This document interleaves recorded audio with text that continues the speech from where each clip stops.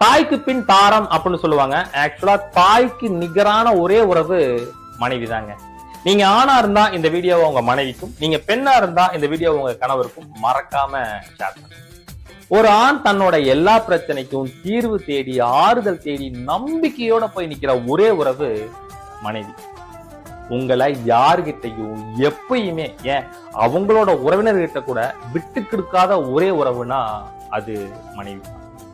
நீங்க ஏதோ ஒரு பிரச்சனையில கண் கலங்கி நிக்கிறப்ப வேற 2 கண்ல இருந்தும் தண்ணி வருதுன்னா அது உங்க மனைவியோட கண்கள்ல மட்டும்தாங்க இருக்கு. அவங்களோட பிறந்தநாளை கூட மறந்துடுவாங்க.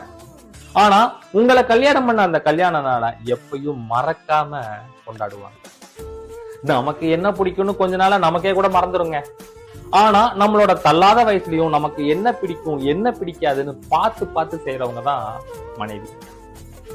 சில மனைவிகள் கணவன்களுக்கு மட்டுமே தெரிஞ்ச குறும்புக்காரிகளா இருப்பாங்க. சண்டை போட்டா அவ்வளவு லேசில சமாதானம் ஆகவே மாட்டாங்க. கெஞ்சி சமாதானம் பண்ணணும் அப்படின்னு நினைப்பாங்க. கெஞ்சி சமாதானம் பண்ணுவோமே, கொஞ்சம் யோசிச்சு பாருங்க. அவங்களுக்காக நம்ம என்ன விட்டு கொடுத்துருக்கோம்?